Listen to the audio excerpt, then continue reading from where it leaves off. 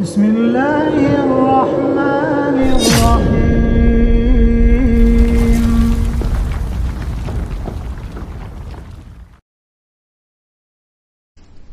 إن الحمد لله حمدا كثيرا طيبا مباركا فيه كما يحب ربنا ويرضاه وأشهد أن لا إله إلا الله وحده لا شريك له إقرارا به وتوحيدا وأشهد أن محمدا عبده ورسوله صلى الله عليه وعلى آله وصحبه وسلم تسليما مزيدا وبعد. Ikhwan fi din azakumullah, alhamdulillah kembali kita bersyukur kepada Allah Subhanahu wa taala yang masih melimpahkan dan mencurahkan berbagai macam kenikmatannya kepada kita semua,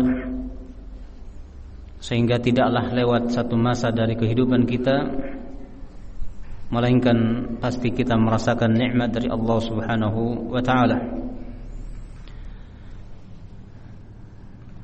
Dan kita memuji Allah Subhanahu wa taala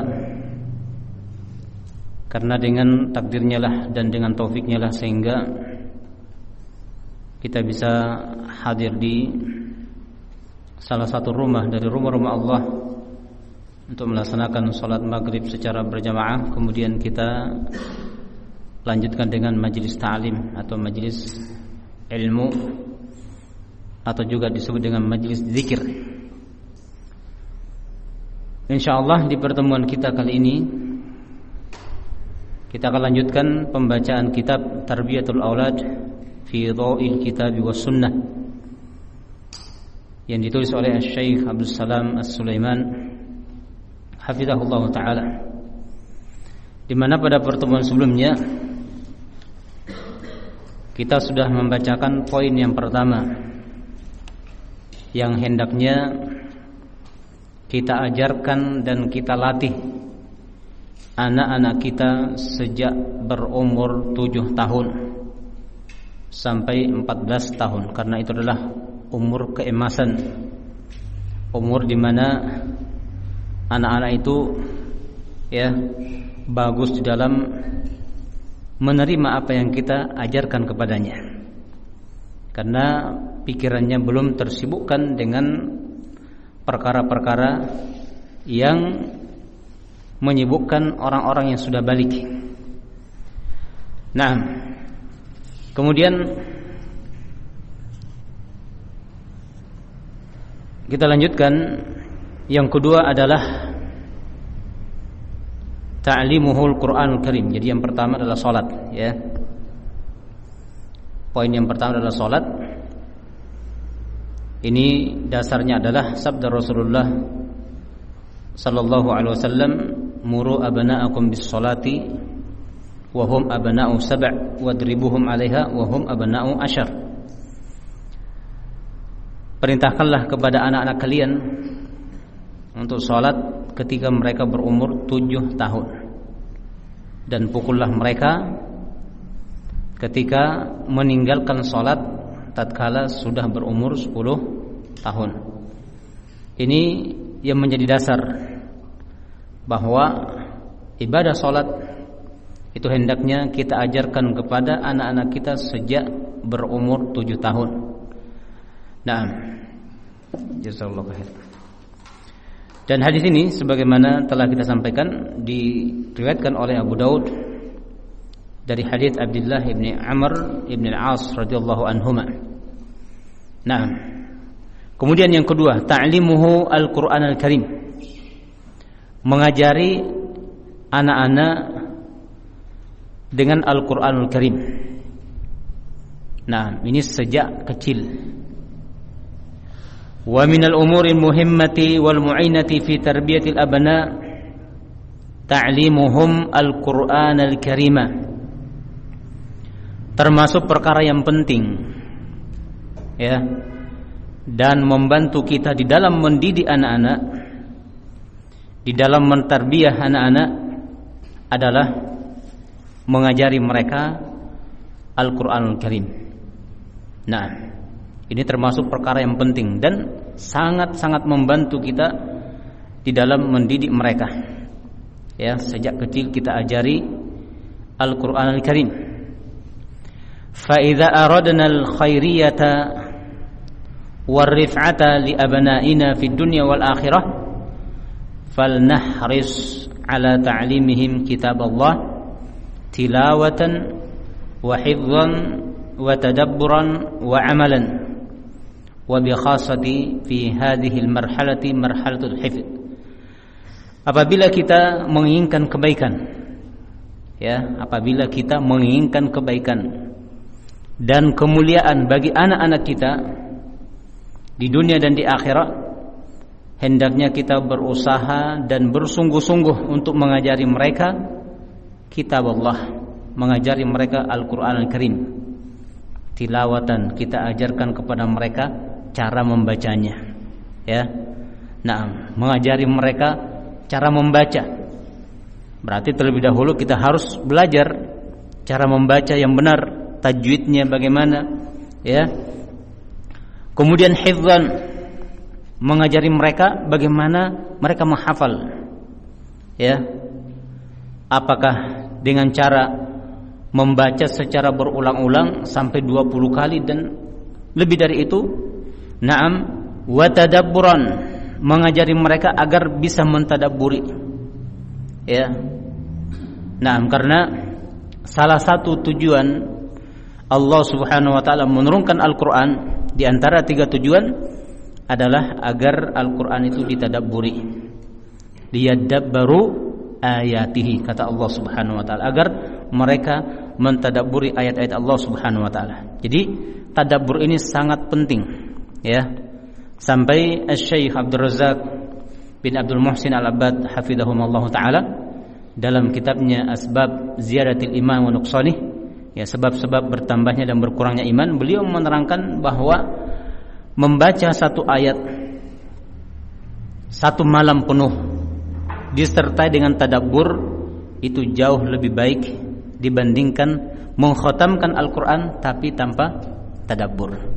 Jadi satu ayat kita ulang-ulangi, tapi kita berusaha memahami apa maknanya, apa yang Allah inginkan dengan ayat tersebut, kemudian kita berusaha mengamalkannya, itu jauh lebih baik dan lebih afdal ketimbang kita membaca satu mushaf penuh 30 juz tapi tidak disertai dengan tadabbur. Ini pentingnya tadabbur. Dan juga untuk membedakan kita kaum mukminin dengan orang-orang munafik, ya, hendaknya kita mentadabburi Al-Qur'an. Maka ini pun kita didik anak-anak kita ajari anak-anak kita agar sejak kecil mereka membaca Al-Qur'an disertai dengan tadabbur. Bukan hanya melatih dengan suara yang indah, bagaimana, ya, suaranya naik turun supaya kedengaran indah dan bagus, tapi tadabbur kita, ya, acukan, kita tidak peduli.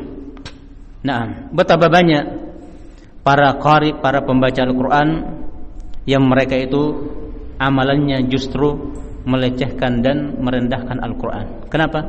Karena tidak disertai dengan tadabbur. Mereka pelajari cara membaca Al-Qur'an tapi tidak disertai dengan tadabbur. Wa amalan, dan juga kita ajarkan kepada anak-anak untuk mengamalkan, ya, untuk mengamalkan Al-Qur'an dari kecil, ya.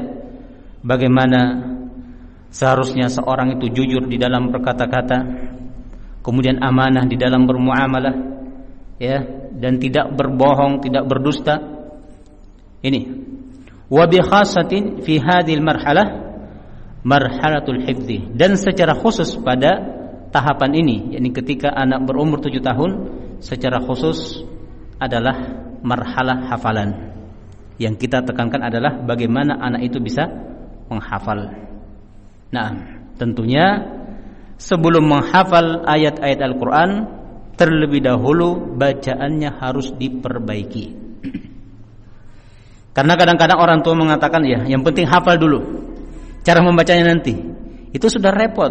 Kalau tidak diperbaiki dari awal, akan terbawa sampai besar. Umur 15 tahun masih belepotan cara membacanya. Kenapa? Dari kecil tidak diajari bagaimana cara membaca yang benar, bagaimana tajwidnya, ya. Sulit berubah. Ya, sulit berubah. Nah, dan itu yang kami dapati, ya, pada anak-anak yang belajar di pondok, yang mereka itu di masa kecilnya, ya, belajar di sekolah umum, kemudian nanti umur SMP atau SMA baru masuk pondok, itu sudah setengah mati untuk dirubah cara membacanya, ya. Kadang-kadang di rumahnya sudah ada hafalannya 3 juz, 5 juz, bahkan 7 juz, tapi begitu sampai di pondok bacaannya hancur. Maka diulangi lagi dari awal.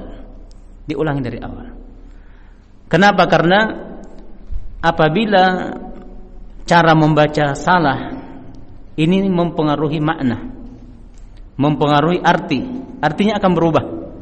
Ya, artinya akan berubah. Nah, karena itu anak-anak sebelum menghafal Al-Quran hendaknya diajari bagaimana cara melafazkan huruf-huruf hijaiyah, ya. Nah, dari alif sampai ya. Qala sallallahu alaihi wasallam, bersabda Rasulullah sallallahu alaihi wasallam, khairukum man ta'allama al-Qur'ana wa 'allamah. Khairukum man ta'allama al-Qur'ana wa 'allamah. Sebaik-baik kalian, kata Rasulullah, adalah orang yang mempelajari Al-Qur'an. Nah, ini adalah tazkiyah dan pujian dari Rasulullah kepada orang-orang yang mempelajari Al-Qur'an, bahwa mereka itulah orang terbaik.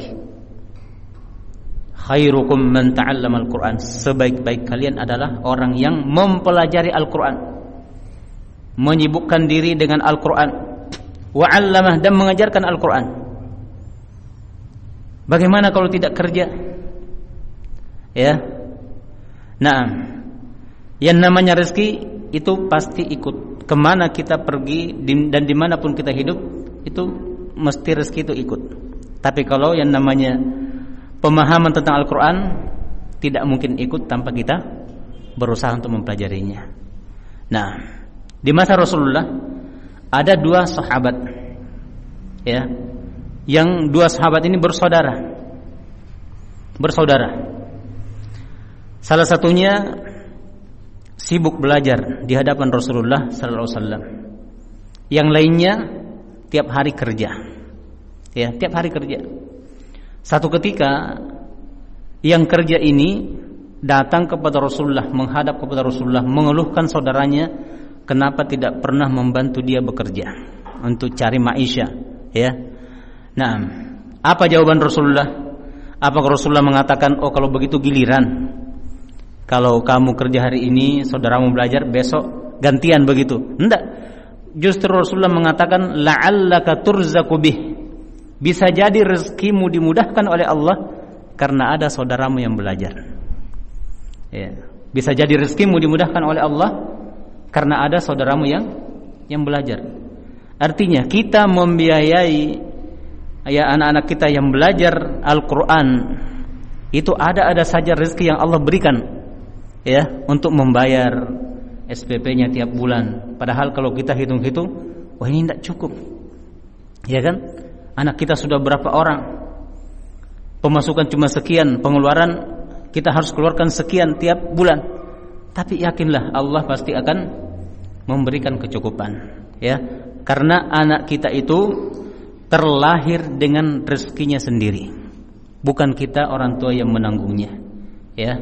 Allah Subhanahu wa taala berfirman di dalam Al-Qur'anul Karim, "Nahnu narzuquhum wa iyyakum." Di dalam ayat yang lain, "Nahnu narzuqukum wa iyyahum." Kamilah yang memberikan rezeki kepada mereka dan kepada kalian. Ya. Kamilah yang memberikan rezeki kepada mereka dan kepada kalian. Nah, maka sisi ini jangan kita sia-siakan, ya. Sisi mempelajari Al-Qur'an yang Rasulullah mengatakan, sebaik-baik kalian adalah orang yang mempelajari Al-Qur'an dan mengajarkannya. Dua ini. Ya. Nah, hadis ini dikeluarkan oleh Al-Imam Al-Bukhari rahimahullahu taala dari hadis Utsman bin Affan radhiyallahu anhu. Ya, dari hadis Utsman bin Affan radhiyallahu anhu. Wa qala sallallahu alaihi wasallam, dan juga bersabda Rasulullah sallallahu alaihi wasallam, innallaha yarfa'u bihadzal kitabi aqwaman wa yad'u bihi akharin. Sesungguhnya Allah Subhanahu wa taala yarfa'u bihadzal kitabi, Allah meninggikan, mengangkat, memuliakan dengan Al-Qur'an ini, dengan kitab ini satu kaum, itu mereka-mereka yang mempelajarinya, mendalaminya, memahaminya serta mengamalkannya. Allah angkat mereka. Ya. Seperti para sahabat yang menjadikan mereka mulia, namanya disebut-sebut sepanjang masa. Sampai sekarang kita sebut nama-nama mereka. Gara-gara apa? Bukan karena harta. Ya kan? Bukan karena mereka banyak keturunannya. Bukan karena mereka punya kedudukan di sisi manusia. Tapi karena mereka adalah orang-orang yang mempelajari kitab Allah Subhanahu wa taala. Allah angkat derajat mereka. Allah tinggikan derajat mereka. Nah, sehingga nama mereka tetap disebut dan dimuliakan, sementara orang-orang kaya ya terlupakan, ya. Terlupakan. Nah, dengan seiring waktu ketika harta mereka habis, ya mereka tidak akan dipandang lagi oleh manusia. Wa yad'u bihi akharin, dan Allah merendahkan kaum yang lain melalui Al-Qur'an. Mereka-mereka yang tidak mempelajarinya, mereka-mereka justru membelakangi ayat-ayat Al-Qur'an ketika dibacakan kepada mereka, ini akan dihinakan dan direndahkan oleh Allah Subhanahu wa taala. Dan akan termasuk orang-orang yang menerima catatan amalnya dengan tangan kiri atau min wara'i zahiri, dari arah belakang punggungnya, sebagai balasan, ya, karena ketika di dunia dibacakan ayat Allah, mereka membelakangi ayat-ayat tersebut, sehingga di akhirat nanti akan menerima catatan amalnya dari arah belakangnya, ya, itu pun dengan tangan kiri yang menunjukkan, ya, tanda-tanda kecelakaan. Nah, jadi dengan Al-Qur'an, ya, hamba-hamba Allah ini terbagi dua. Ada yang ditinggikan, dimuliakan oleh Allah, ada pula yang dihinakan. Nah, akhrajahu Muslimun, dikeluarkan oleh Al-Imam Muslim di dalam sahih beliau dari hadis Umar bin Khattab radhiyallahu anhu. Ya, dari hadis Umar bin Khattab radhiyallahu anhu. Nah, kemudian kata penulis hafizahullah, wa katsirun minal ulama'in nabighin hafizun Qur'ana qabla al-bulugh. Dan banyak dari para ulama terkemuka, ya, banyak dari para ulama terkemuka, mereka itu hafal Al-Qur'an sebelum balik. Ya, mereka hafal Al-Qur'an sebelum balik. Nah, dicontohkan oleh penulis, faqad hafizahu asy-Syafi'i wa huwa ibnu 7 sinin. Al-Imam Asy-Syafi'i rahimahullah hafal Al-Qur'an, ya, 30 juz ketika beliau berumur 7 tahun. Subhanallah, Imam Syafi'i. Jadi baru umur 7 tahun, ya, sudah hafal 30 juz. Nah, hafal Al-Qur'an. Ya, umur kelas 1 SD itu sudah hafal 30 juz. Nah, wa hafizahu an-Nawawi wa huwa ibnu 10. Kemudian Al-Imam An-Nawawi rahimahullah hafal Al-Qur'an ketika beliau berumur 10 tahun. 10 tahun Imam Nawawi. Ya. Wa Ibnu Taimiyah qabla al-bulugh, dan Ibnu Taimiyah hafal Al-Qur'an sebelum balik. Ya, hafal Al-Qur'an sebelum balik. Wa kadzalika samahatus Syekh Ibnu Baz rahimahullahu wa ghairuhum, demikian pula Syekh Ibnu Baz rahimahullah dan selain mereka ya, menghafal Al-Qur'an sebelum balik. Nah, menghafal Al-Qur'an sebelum balik. Ini sekedar contoh yang diberikan dan disebutkan oleh penulis hafizahullah taala. Nah, wa qad harasa as-salafus shalihu ala hifdzil Qur'anil Karim wa ta'allumihi wa ta'limihi li abnaihim. Dan as-salafus shalih, as-salafus shalih rahimahumullah, mereka semangat menghafal Al-Qur'an dan mempelajarinya serta mengajarkannya kepada anak-anak mereka. Nah, as-salafus shalih, yakni dari kalangan para sahabat, para tabi'in dan atba'ut tabi'in, mereka semangat menghafal Al-Qur'an, kemudian mempelajari Al-Qur'an dan mengajarkan kepada anak-anak mereka. Sehingga mempelajari Al-Qur'an bukan untuk diri mereka sendiri, ya. Karena itu kebaikan para sahabat adalah kebaikan untuk, ya, semua manusia, bukan hanya untuk diri mereka. Sehingga Allah Subhanahu wa taala berfirman di dalam Al-Qur'anul Karim, kuntum khaira ummatin ukhrijat linnas. Kalian wahai para sahabat adalah khaira ummah, sebaik-baik umat. Ukhrijat linnas. Kalian dikeluarkan untuk siapa? Linnas, untuk manusia. Ya. Karena mereka belajar dari Rasulullah bukan untuk diri mereka sendiri, bukan untuk keluarga mereka sendiri, tapi untuk diajarkan kepada manusia. Ya.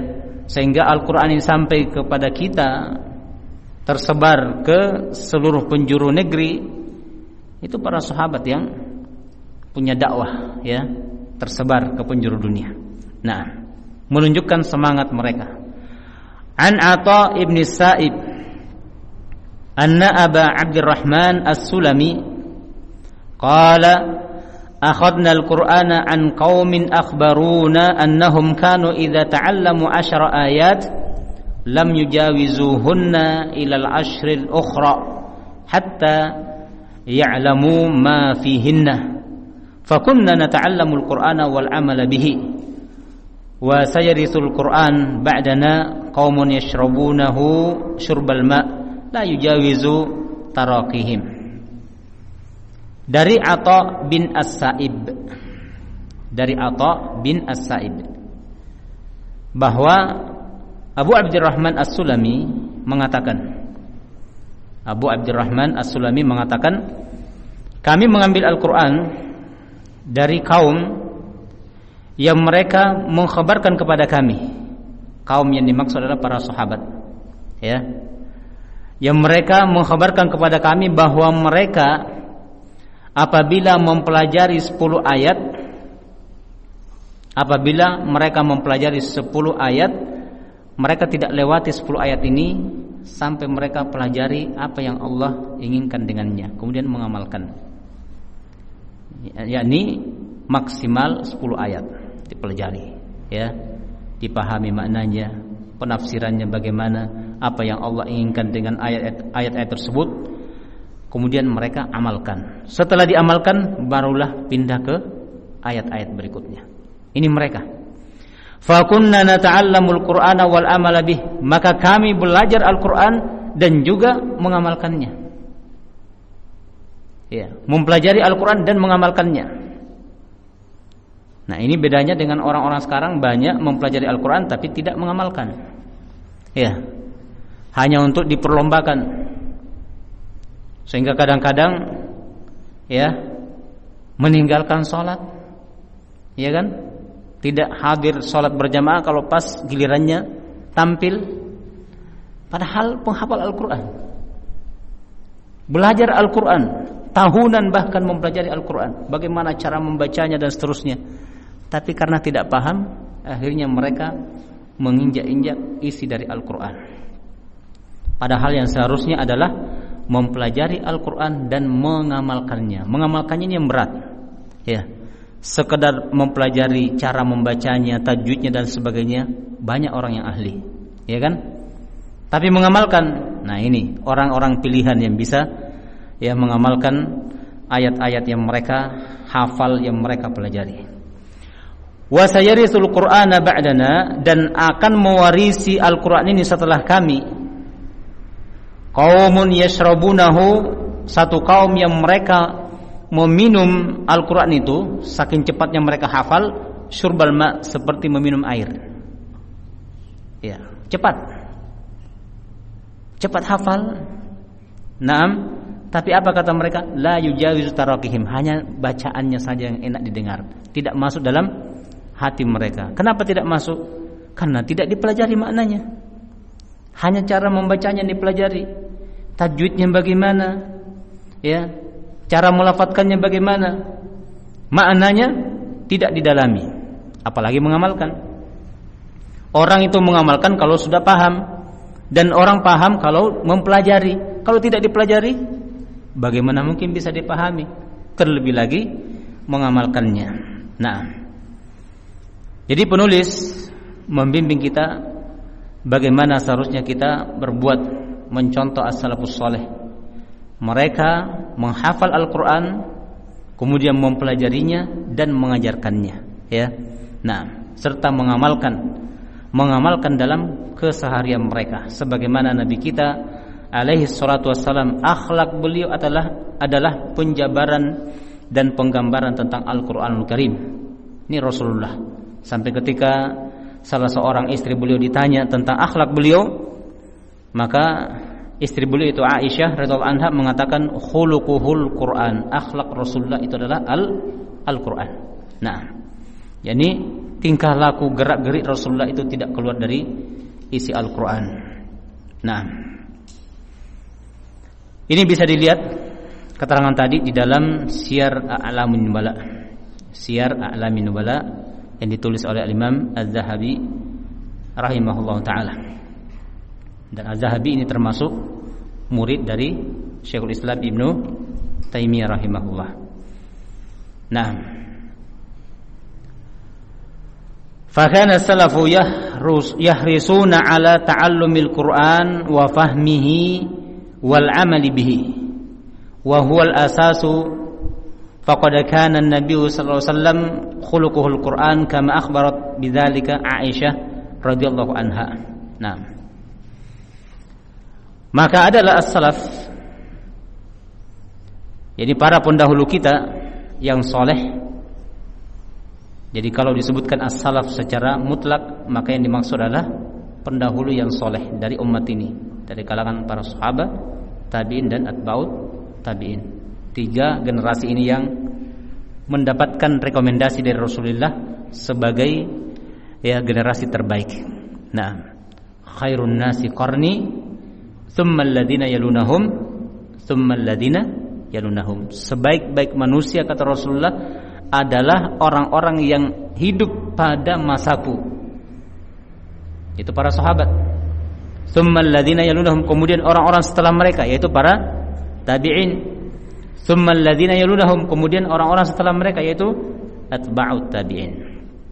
Nah, mereka itu semangat mempelajari Al-Qur'an, wa fahmihi, semangat memahami Al-Qur'an, wal amali bihi, dan semangat pula mengamalkannya. Wa huwal asasu, dan itu merupakan asas, ya. Itu merupakan asas. Faqad kana an-nabiyyu sallallahu alaihi wasallam khuluquhul Quran, adalah Nabi sallallahu alaihi wasallam akhlak beliau adalah Al-Quran, sebagaimana diberitakan oleh istri beliau Aisyah radhiyallahu anha, dikeluarkan oleh Imam Ahmad dalam Al-Musnad, dan juga bisa dilihat dalam tafsir Ibn Katsir. Nah, ketika menjelaskan atau menafsirkan surah Al-Qalam ayat yang keempat,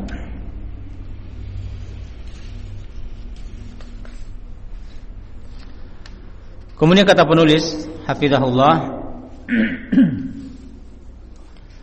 wa inna mimma yushajji'ul aba' 'ala al-hirsi fi ta'limi abna'ihimul Qur'ana ma ja'a fi dzalika min al-fadha'ili allati akhbara biha an-nabiy sallallahu alaihi wasallam. Dan termasuk perkara yang memberikan semangat kepada orang tua di dalam mengajari anak-anak mereka Al-Quran, apa yang telah datang ya, melalui riwayat-riwayat yang ada tentang keutamaan-keutamaan yang telah diberitakan oleh Nabi kita Muhammad sallallahu alaihi wasallam. Ini keutamaan-keutamaan orang tua yang mendidik dan mengajari anak mereka Al-Qur'an.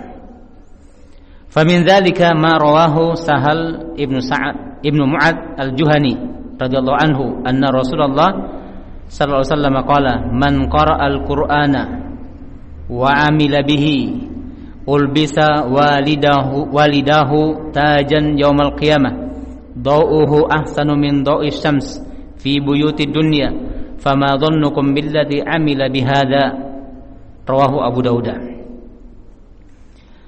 Termasuk riwayat yang menerangkan tentang keutamaan punya anak yang menjadi penghafal Al-Qur'an apa yang diriwayatkan oleh Sahal bin Mu'ad al-Juhani. Sahal bin Mu'ad al-Juhani radhiyallahu anhu bahwa Rasulullah sallallahu alaihi wasallam pernah bersabda, "Man qara'al Qur'ana wa 'amila bihi." Siapa yang membaca Al-Qur'an. Membaca di sini maknanya menghafal, ya. Jadi bukan sekedar dibaca, tapi ini dihafal. Wa 'amila bihi dan mengamalkannya. Ulbisa walidahu tajan yaumal qiyamah, maka kedua orang tuanya akan dipakaikan oleh Allah Subhanahu wa taala mahkota pada hari kiamat. Jadi orang tua para penghafal Al-Qur'an itu akan dipakaikan mahkota, ya, pada hari kiamat. Dawuhu ahsanu min dawi syams. Cahaya mahkota tersebut lebih indah dari cahaya matahari fi buyutid dunya, di rumah-rumah di dunia ini. Fama dhannukum billadhi amila bihadza, maka bagaimana sangkaan kamu dengan orang yang mengamalkan Al-Qur'an? Yani orang tua yang mengamalkan Al-Qur'an. Anaknya saja menjadi penghafal Al-Qur'an, dia akan dimuliakan. Ya. Apalagi orang tua mengamalkan, tambah mulia lagi. Apalagi orang tua yang mengajarkan kepada anaknya. Dari awal orang tuanya yang mendidik cara membaca dari huruf alif sampai ya. Orang tua yang mendidik sampai anaknya bisa membaca, sampai anaknya bisa menghafal, bisa paham. Nah, tentu keutamaannya lebih tinggi lagi. Ini anaknya saja menjadi penghafal Al-Qur'an, kemudian mengamalkan Al-Qur'an, kedua orang tuanya akan dipakaikan tajan, mahkota, ya, mahkota pada hari kiamat. Yang mahkota itu bercahaya. Diriwayatkan oleh Abu Dawud, demikian pula Al-Imam Ahmad dalam Al-Musnad. Naam.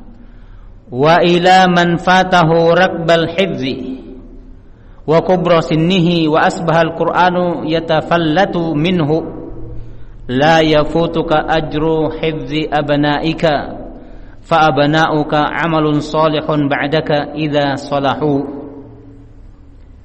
Dan kepada orang yang sudah lewat masa di mana dia bisa menghafal. Ini kalau sudah tua gitu, ya. Dia yang mau menghafal sudah tidak bisa. Wa kabura sinnuh, dan umurnya sudah lanjut. Ya. Barusan hafal satu ayat, begitu hafal sampai belakang, lupa lagi depannya. Ya. Sudah susah masuk. Nah, wa asbahal Qur'an yatafallat minhu, sehingga Al-Qur'an itu selalu lepas, hilang, selalu dia lupa. Ya, berusaha menghafal satu halaman, ya. Nah, baru pertengahan halaman, yang atas sudah lupa. Nah, orang yang sudah seperti ini keadaannya, la yafutuka ajru hifzi abnaik, jangan sampai luput pula darimu hafalan anak-anakmu. Jadi jangan sampai anakmu pun tidak menghafal begitu. Kamu sudah tidak punya harapan untuk menghafal sendiri. Jangan juga anak-anakmu tidak menghafal Al-Qur'an. Ya, ini rugi namanya.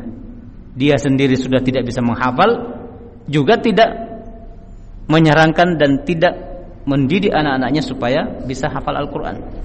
Fa abana'uka 'amalun shalihun ba'daka. Anak-anakmu itu adalah amal soleh setelahmu. Ya. Amal soleh setelahmu. Sehingga apa yang diamalkan dan dilakukan oleh anak itu pun akan didapatkan oleh orang tua. Ya. Amal soleh yang dilakukan, diamalkan oleh anak, orang tuanya pun akan mendapatkan pahalanya. Ya, dan itu merupakan amalan yang akan terus mengalir pahalanya kepada orang tua. Ya. Idza mata ibnu Adam inqata'a amaluhu illa min salas. Ketika anak cucu Adam telah meninggal, maka terputuslah amalan-amalannya kecuali dari 3 arah. Yang pertama apa? Amal jariyah. Amal jariyah, bangun masjid. Ya. Selama masjid itu digunakan untuk beribadah kepada Allah, pahalanya akan terus mengalir.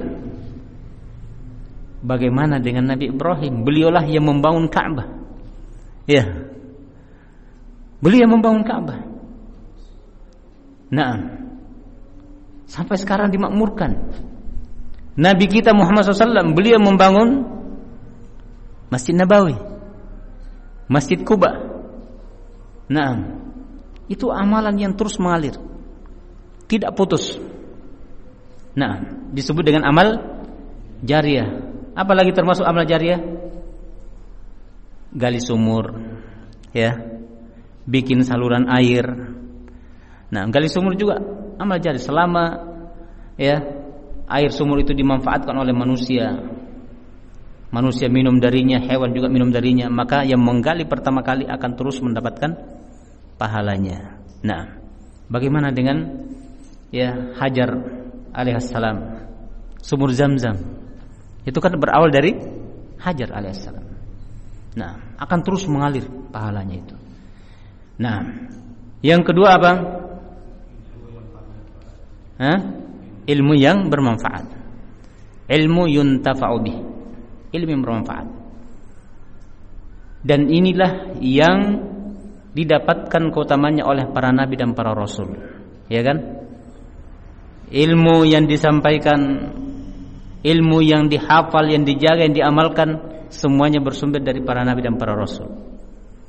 Mereka mendapatkan pahala terus mengalir walaupun mereka sudah tiada. Kemudian setelah itu ya murid-muridnya, para sahabat, kalau Nabi kita Muhammad SAW, para sahabat, tabi'in dan seterusnya, mereka dapat ya andil dalam mendapatkan meraih pahala yang besar. Yang ketiga, waladun soleh yada'ulah. Punya anak soleh yang senantiasa mendoakan dia. Ya. Tidak disebutkan harta yang banyak yang disedekahkan, ya kan? Tapi disebutkan apa? Anak soleh yang senantiasa mendoakan dia. Kalau anak itu tidak soleh, tidak mungkin mendoakan orang tuanya. Yakin saja. Hanya hartanya yang diinginkan. Makanya anak yang tidak soleh itu ya kadang-kadang mendoakan keburukan bagi orang tuanya, bahkan doakan orang tuanya cepat mati, cepat meninggal supaya warisannya itu cepat pindah ke dia. Itu bukan anak soleh, anak toleh. Anak soleh itu selalu mendoakan kedua orang tuanya, selalu berbakti kepada kedua orang tuanya. Nah, berbakti ketika orang tuanya masih hidup dan juga setelah keduanya meninggal. Kalau masih hidup dipahami cara berbaktinya, tapi kalau sudah meninggal bagaimana caranya? Berbakti kepada orang tua, tapi orang tuanya sudah meninggal. Caranya diterangkan oleh para ulama adalah menyambung hubungan dengan sahabat-sahabat mereka, teman-teman mereka. Maka kita sebagai anak harus tahu ayah saya teman-temannya siapa, ya, sahabat-sahabatnya siapa, sehingga ketika mereka telah meninggal kita tetap berhubungan dengan sahabat-sahabatnya, sehingga mereka merasa oh seolah-olah orang tua kita masih hidup. Jangan diputus. Itu termasuk cara berbakti kepada orang tua setelah mereka meninggal, dan juga senantiasa mendoakan mereka, ya, mendoakan ampunan kepada Allah Subhanahu wa taala. Nah, jadi anak kita itu merupakan amal soleh setelah kita. Maka kita perbaiki anak-anak ini, kita didik dengan baik, ya. Kalau mereka soleh, itu adalah modal bagi kita. Nah, dan akan mengalir pahala kepada kita walaupun kita sudah berada di alam kubur, di alam barzakh. Nah, ini poin yang kedua, ya. Jadi hendaknya anak-anak diajari, dididik dengan Al-Qur'anul Karim ketika mereka berumur 7 tahun, ya. Ketika mereka berumur 7 tahun. Nah, kemudian yang ketiga kita baca sedikit. Yang ketiga adalah tarbiyatuhu ala ta'atillahi wa ta'ati Rasulillah sallallahu alaihi wasallam. Mentarbiyah mereka, mendidik mereka untuk taat kepada Allah dan kepada Rasulnya sallallahu alaihi wasallam. Nah, min aujabil wajibat 'alal walidaini tarbiyatal abna 'ala ta'atillah wa ta'ati rasulih sallallahu alaihi wasallam. Termasuk kewajiban yang paling wajib ditunaikan oleh kedua orang tua, termasuk kewajiban yang paling wajib ditunaikan oleh kedua orang tua adalah tarbiyatul abna, mendidik anak-anak, ya, untuk taat kepada Allah dan taat kepada Rasulnya sallallahu alaihi wasallam, wa ta'zima amrillahi wa amri rasulih, dan mengagungkan perintah Allah dan perintah Rasulnya, lebih mendahulukan perintah mereka dibandingkan perintah selainnya, ya, mendahulukan perintah Allah subhanahu wa ta'ala dan perintah Rasulnya sallallahu alaihi wasallam. Dan ketaatan kepada Allah dan Rasulnya adalah ketaatan yang mutlaqah, tidak ada tawar-menawar, ya. Beda dengan taat kepada ulil amri, itu ada batasan-batasannya. Karena namanya ulil amri kan manusia biasa, ya. Karena itu Allah Subhanahu wa taala berfirman, ya ayyuhalladzina amanu atiiullaha wa atiiur rasulah. Dua ini, giliran ulil amri tidak dikatakan wa atiiul amri, tidak ada atiu di situ, ya kan? Atiiullaha wa atiiur rasulah wa ulil amri minkum, langsung ulil amri minkum. Nah, di situ ada makna yang tersirat padanya bahwa mentaati Allah dan Rasulnya itu mutlak, tidak ada tawar-menawar. Adapun mentaati ulil amri ada batasan-batasannya. Selama mereka memerintahkan perkara yang ma'ruf, wajib kita dengarkan dan taati. Tapi kalau memerintahkan maksiat, maka tidak boleh kita mentaati mereka. La ta'ata li makhluqin fi ma'siyatil khaliq.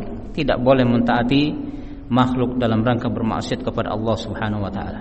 Nah, anak-anak kita ini dari kecil kita didik, kita latih agar mereka taat kepada Allah dan taat kepada Rasulnya sallallahu alaihi wasallam, dan mengagungkan perintah Allah serta perintah Rasulullah sallallahu alaihi wasallam.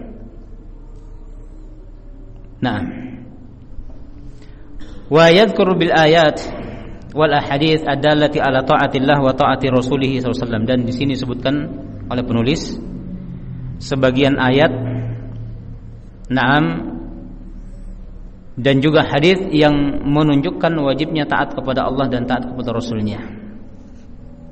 Kita baca satu ayat. Qala ta'ala, wa man yuti'illaha war rasula fa ulaika ma'al ladzina an'ama Allahu 'alaihim minan nabiyyin was-siddiqin wasyuhada'i was-shalihin wa hasuna ulaika rafiqa. Dalam surah An-Nisa ayat 69.